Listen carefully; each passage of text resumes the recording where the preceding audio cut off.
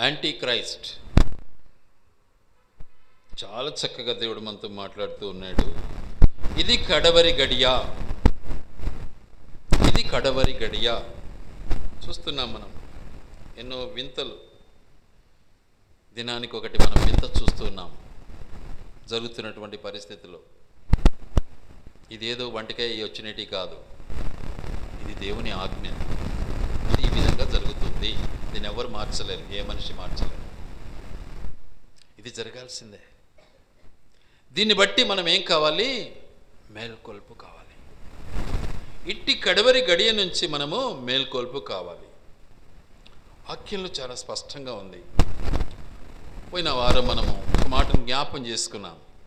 7వ అధ్యాయంలో, దానియేలు గ్రంథం 7వ అధ్యాయం, దానియేలు గ్రంథం 7వ అధ్యాయం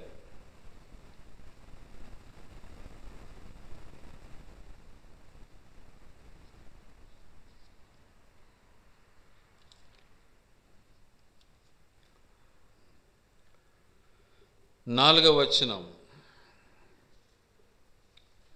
మొదటిది సింహమును పోలినది, కానీ దానికి పక్షిరాజు రెక్కల వంటి రెక్కలుండెను. నేను చూచుండగా దాని రెక్కలు తీయబడినవి గనుక మనుషుని వలె అది పాదములు పెట్టుకొని నేలపైన నిలువబడెను, మరియు మానవ మనస్సు వంటి మనస్సు దానికి ఇయ్యబడెను. ఏంటిది ఇది? ఇది ఒక జంతువు. దేవుడు పోలుస్తున్నాడు. మొదటి జంతువు ఎలా ఉంటుంది?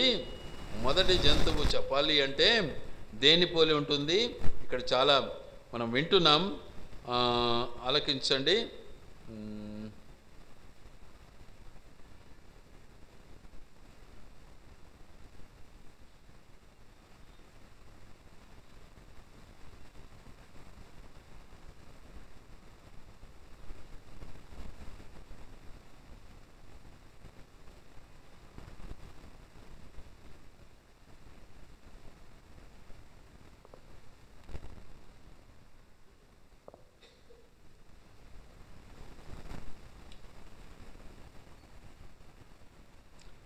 ఏమేమి ఉంటాయంటే,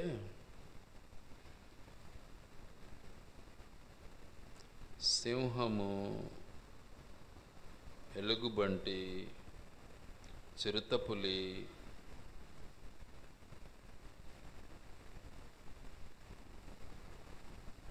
ఇక భయంకరమైనటువంటి ఘోరమైనటువంటి క్రూర మృగము. 4 మృగాలు ఉన్నాయి, 4 జంతువులు ఉన్నాయి. ఈ మొదటి జంతువు ముందు మనం నిన్న చూసాము. ఏమని చూసామంటే 4 భాగాలు చూసాం. ఒకటి గోల్డు, రెండవది సిల్వర్, మూడవది బ్రాంజ్, 4వది ఐరన్ ప్లస్ క్లే, ఇనుము మరియు మట్టి. ఈ 4టికి సాదృశ్యమైనటువంటి స్థితిని మనం ఇప్పుడు ఇక్కడ చూడబోతున్నాం. ఈ 4టికి సాదృశ్యమైనటువంటి స్థితి ఎలా ఉంటుంది అంటే చాలా స్పష్టంగా ఇక్కడ రాయబడింది. అది ఎప్పుడు చూసాము? ఎక్కడ చూసాము? 2వ అధ్యాయంలో మనం చూసాం. ఇప్పుడు 7వ అధ్యాయానికి వచ్చినప్పుడు ఇక్కడ మనం చూస్తున్నాం, మొదటి జంతువు సింహము లాంటిది. అది ఏమిటిది అంటే బాబిలోను దేశము, బాబిలోను దేశము. రెండవ జంతువు ఎలుగుబంటి లాంటిది. అది ఏమిటిది అంటే పారసీకుల రాజ్యము. మూడవ జంతువు చిరుతపులి లాంటిది. అది ఏ దేశము అంటే గ్రీకుల దేశము. 4వ దేశము టెరిఫైయింగ్ అండ్ డ్రీడ్ఫుల్, ఎక్సీడింగ్లీ స్ట్రాంగ్ జంతువు అనమాట. అది భయంకరమైనటువంటి క్రూరమైనటువంటి జంతువు. అది దేంతో పోల్చబడుతూ ఉంది అంటే రోమా ప్రభుత్వంతో పోల్చబడుతూ ఉంది. 4 రాజ్యాలు వచ్చాయి. అయితే వాటి నుంచి మనము కాపాడబడాలి. వాటి నుంచి మనల్ని కాపాడటానికి మనం చదివాము పోయిన వారం ఈ మాటను, అయితే మర్చిపోయాం. అయితే దేవుడు ఏం చేశాడు? ఒక 10 కొమ్ములను తయారు చేశాడు. ఇక్కడ 10 కొమ్ములను తయారు చేశాడు. 10 కొమ్ములు అంటే అర్థము, పరిశుద్ధ గ్రంథంలో 10 మంది రాజులు తయారయ్యారు చుట్టూ. లాస్ట్కు 24వ వచనంలో మాట ఉంటుంది, చూడండి దయచేసి. 24వ వచనం,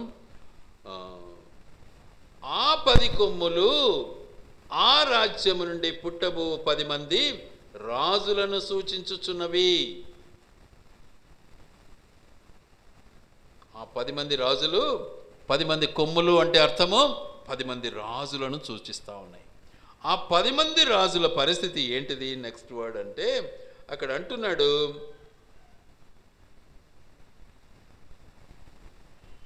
కడపట ముందుగా ఉన్న రాజులకు భిన్నమగు మరి ఒక రాజు పుట్టి ఆ 3 రాజులను పడద్రోయును. ఆ రాజు మహోన్నతునికి విరోధముగా మాట్లాడుచు మహోన్నతుని భక్తులను నలగొట్టును. అతడు పండుగ కాలములను న్యాయ పద్ధతులను విచారణ చేయు ఊనుకొనును. వారు ఒక కాలములు అర్ధకాలము అతని వశమున నుంచబడుదురు. కాలములు అర్ధకాలం ఎంత అవుతుంది? ఏమన్నా ఐడియా ఉందే? కాలములు అర్ధకాలం ఎంత అవుతుంది? కాలము అంటే 1 సంవత్సరం, కాలములు అంటే 2 సంవత్సరాలు, అర్ధకాలం అంటే అర్ధ సంవత్సరం, 3.5 సంవత్సరం అవుతుంది. 3.5 సంవత్సరం సమయం వస్తుంది. ఆ 3.5 సంవత్సర పరిధిలో నిజంగా దేవుని యొక్క ఉద్దేశం ఏంటిది అంటే, దేవుని చిత్తం ఏంటిది అంటే, ఆ 3.5 సంవత్సరానికి ఇక ఆ పరిధి నుంచి మానవుడు బయటపడాలి అన్నటువంటి దేవుని యొక్క చిత్తాన్ని బయలుపరుస్తూ ఉన్నాడు. చూద్దాం ఆ మాటను ఒక్కసారి. 25వ వచనం కూడా మనం ఒకసారి జ్ఞాపం చేసుకుందాం. ఏమంటున్నాడు 25లో? ఆ రాజు మహోన్నతునికి విరోధముగా మాట్లాడుచు కాలములు అర్ధకాలము అతని వశమున ఉంచబడును. అతని అధికారము నశింపజేయుటకును నిర్మూలము చేయుటకును తీర్పు విధించబడెను గనుక అది కొట్టివేయబడును. ఆకాశమంతటి క్రిందనున్న రాజ్యమును అధికారమును రాజ్య మహాత్యమును మహోన్నతుని పరిశుద్ధులకు చెందును. ఆయన రాజ్యము నిత్యము నిలుచు. ఇది సంగతి. అయితే ఆ రాజుల పరిస్థితి ఏంటి? ఆ రాజులు ఏమైపోతున్నారు చూస్తాం మనం. ఆ రాజులను ఏమైపోయినారు అంటే ఒకసారి జ్ఞాపం చేసుకుంటే 2వ అధ్యాయానికి వద్దాం. 2వ అధ్యాయం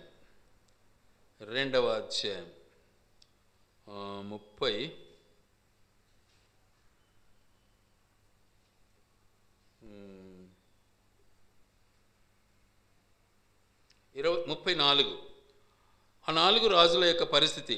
మరియు చేతి సహాయము లేక తీయబడిన ఒక రాయి ఇనుమును మట్టియు కలిసిన ఆ ప్రతిమ యొక్క పాదముల మీద పడి దాని పాదములను తుత్తునేలుగా విరగొట్టునట్లు తమకు కనబడెను. అంతటా ఇనుమును మట్టియు ఇత్తడియు వెండియు బంగారమును ఏకముగా దంచబడి కళ్ళములోని చెత్తవలే కాగా వాటికి స్థలము ఎచ్చట దొరకకుండా గాలి వాటిని కొట్టుకొని పోయెను. ప్రతిమను విరగొట్టిన ఆ రాయి సర్వభూతలమంతా మహాపర్వతమాయను. ఏంది ఆ రాయి? ఆ రాయి ఎక్కడుంది? ఆ రాయి పేతురుతో అంటాడు యేసుప్రభు. ఏమంటాడు? ఈ రాయి మీద, ఈ బండ పైన నేను నా సంఘమును కట్టెదను. ఏం చేయాలి నువ్వు? దీన్ని కాపుదల చేయాలా, దీన్ని మేపాలా, దీన్ని కాయాలా అంటాడు. గనుక దేవుని యొక్క ఉద్దేశం ఏంటి? ఈ 4 ఏమైపోయినారు? ఈ 4 తరాలు ఏమైపోయినాయి? నాశనమైపోయాయి. ఫైనల్గా యేసుక్రీస్తు ప్రభు జన్మించాడు. దానికి ఏమని పేరు పెట్టాడు ఆయన? ఏ చేతి సహాయము లేని రాయి అని పేరు పెట్టాడు. ఏ చేతి సహాయం లేని రాయి.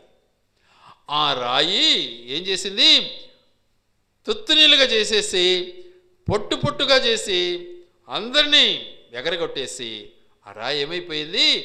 ఏ చేతి సహాయం లేని రాయి ప్రపంచమంతటి భూమిపైన విస్తరించబడింది. ఈరోజు యేసుక్రీస్తు ప్రభు ప్రపంచమంతా విస్తరించబడ్డాడు. చాలామంది నమ్మలేదు, అంతేగాని కానీ ఆయన నామము విస్తరించబడింది ప్రపంచమంతా. ఆ రాయి భూతలమంతా అంటాడు. ఇక్కడ ఏమంటాడు? సర్వభూతలమంతా మహాపర్వతమాయను.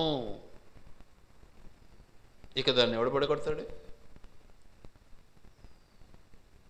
కాబట్టి దేవుని ఉద్దేశము, దేవుని చిత్తము, దేవుని యొక్క ఉన్నతమైనటువంటి ఆశయము ఆయన మన పట్ల నెరవేర్చడానికి ఇష్టపడ్డాడు. అందుకనే దేవుని మనం గుర్తించాలి, యేసు ప్రభువును మనం గుర్తించాలి, ఆయన రాకడను గుర్తించాలి. విరోధముగా ఏ ఆయుధమును వర్ధిల్లదు అని చాలా చక్కగా దేవుడు మనకు బోధించాడు. ఆయన అంటాడు, నాకు విరోధముగా రూపింపబడు ఏ ఆయుధమును వర్ధిల్లదు. నీ ఇష్టానుసారంగా చేస్తే నువ్వు పరలోకం చేరతావా? చేరలేవు.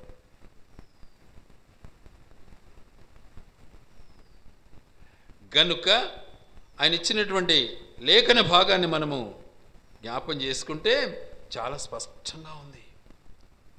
చూద్దాం ఒక్కసారి ఆ 3.5 సంవత్సరపు యొక్క స్థితిని ఒకసారి జ్ఞాపం చేసుకుందాం. ప్రకటన గ్రంథం 12వ అధ్యాయం 14వ వచనం. ప్రకటన 12:14.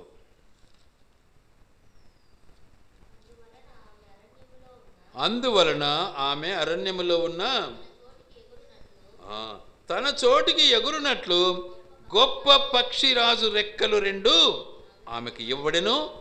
అచ్చట ఆ సర్ప ముఖమును చూడకుండా ఆమె ఒక కాలములు అర్ధకాలము పోషింపబడును. కావున ఆ స్త్రీ ప్రవాహమునకు కొట్టుకొని పోవలనని ఆ సర్పము తన నోటి నిండా నీళ్లు నది ప్రవాహముగా ఆమె వెనక వెలగరెక్కెను. కానీ భూమి ఆ స్త్రీకి సహకారి అయి తన నోరు తెరచి ఆ ఘట సర్పము తన నోటి నుండి క్రక్కిన ప్రవాహమును మృంగివేసెను. ఇక ఆ స్త్రీ, ఏ స్త్రీ?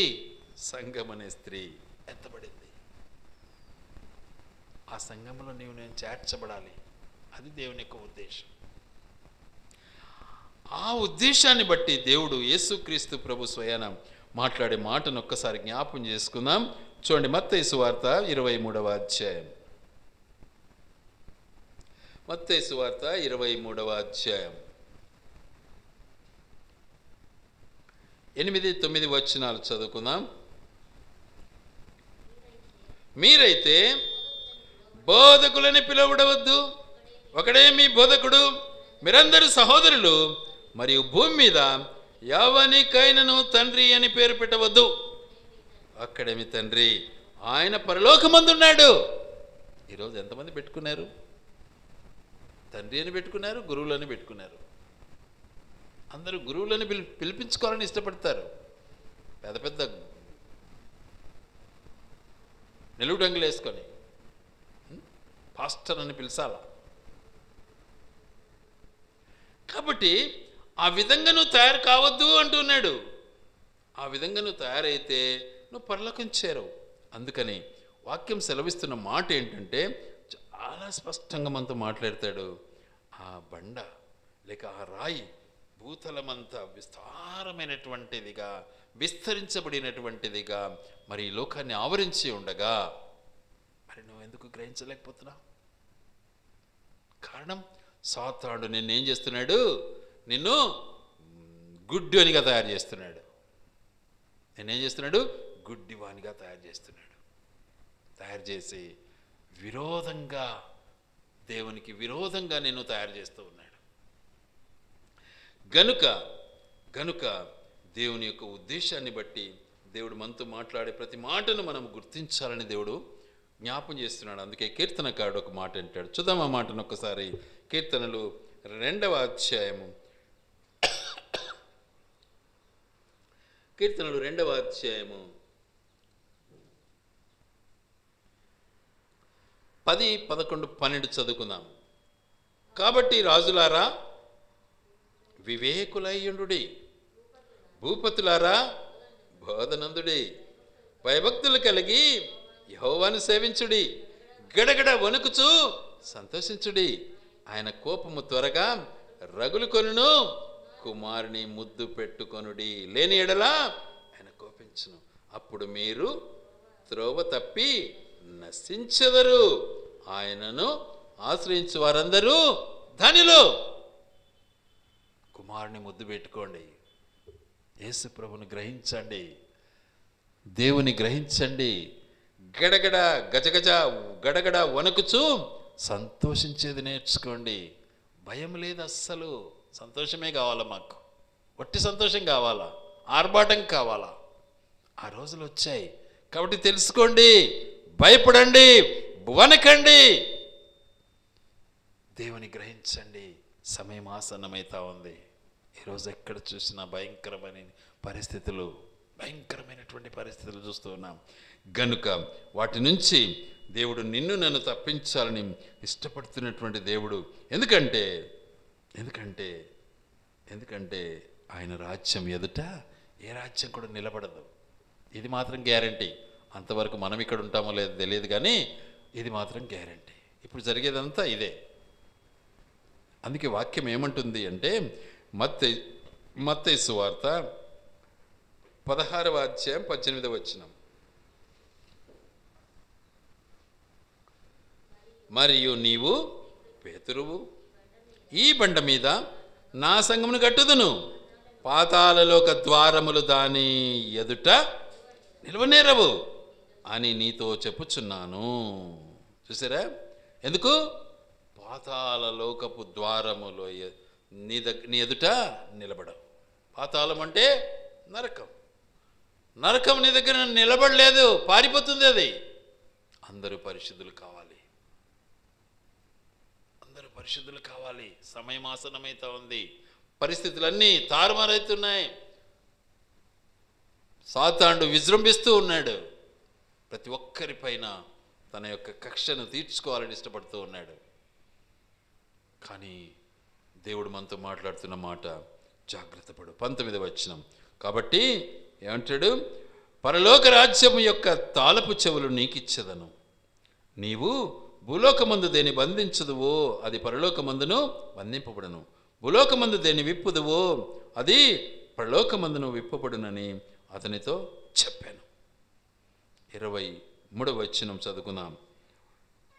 అయితే ఆయన పేతురు వైపు తిరిగి, సతానా, నా వెనుకకు పొమ్ము, నీవు నాకు అభ్యంతర కారణమై ఉన్నావు. నీవు మనుషుల సంగతులనే తలంచుచున్నావు కానీ దేవుని సంగతులను తలంపకై ఉన్నావని. మన పరిస్థితి అదే ఇప్పుడు.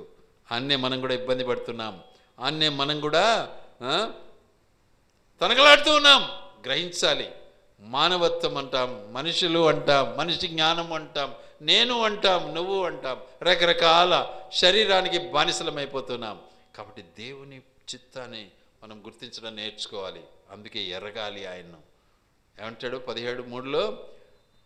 అద్వితీయ సత్యదేవుడు అయిన నిన్నును నీవు పంపిన యేసుక్రీస్తుని ఎరుగుటయే నిత్య జీవం. ఎరగకుండా శరీరానికి బానిసలమై మనమందరం కూడా నరకానికి సిద్ధమవుతున్నాం. నరకం నుంచి నేను విడిపించాలని కదా ఆయన ఈ లోకానికి వచ్చాడు. కాబట్టి సైతానా వెనక్కి పో అంటున్నాడు. సైతాను పారద్రోలాలి, సైతాను పారిపోవాలి, సైతాన్ నుంచి మనము బయటపడాలి. అందుకని వాక్యం మనతో మాట్లాడుతూ ఉంటుంది ఎల్లప్పుడూ. ఎందుకు అంటే ఈ సమయం ఎట్లొచ్చింది? ఆఖరి దినాలలో మనం ఉన్నాం. అయితే కడవరి దినాలలో కొందరు, చూద్దాం ఆ మాటను ఒకసారి. తిమ్మోతి మొదటి పత్రిక 4:1. తిమ్మోతి మొదటి పత్రిక 4:1.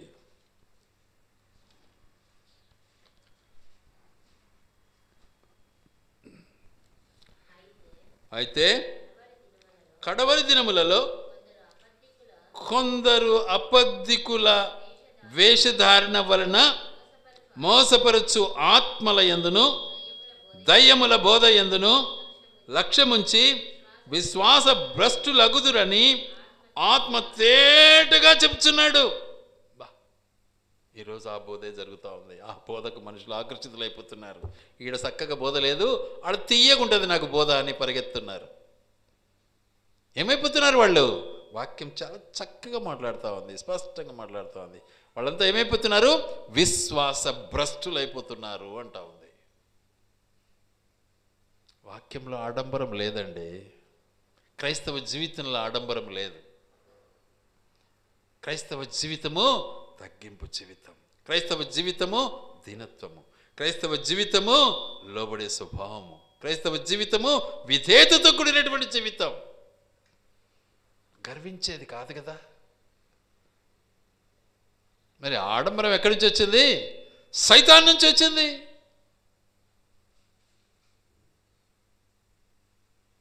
గనుక వాక్యం చాలా చక్కగా మనతో మాట్లాడుతుంది. గనుక అట్టి పరిస్థితి నుంచి మనమంతా కూడా ఏం కావాలి? ఆ అబద్ధపు బోధలు, రాతలు, అవన్నిటి నుంచి మనము దూరం కావాలి. అందుకే ఇక్కడ అంటాడు, ఆ అబద్ధికులు ఎలా ఉంటారంట?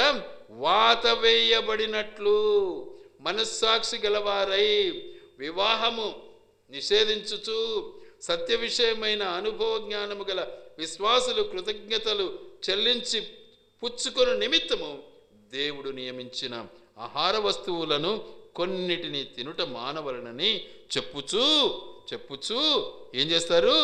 తిరుగుచూ ఎలా ఉంటారు? అందరినీ భ్రమపరుస్తూ మోసం చేస్తూ ఉంటారట. చూడు, మరి ఉన్నారా లేదా ఈ రోజుల్లో అలాంటి పాస్టర్స్, అలాంటి సేవకులు, అలాంటి బోధకులు? వాళ్ళ మాట వింటారు. పాస్టర్ చెప్పినాడు అంటారు. కానీ వాక్యం ఏం చెప్తుంది? ఈ విధంగా తయారవుతుంది. నువ్వు సిద్ధపడు అంటుంది, నువ్వు తయారుగా అంటుంది, నువ్వు జ్ఞాపకం చేసుకో అంటుంది. కాబట్టి వాక్యం ఏమంటుంది అంటే,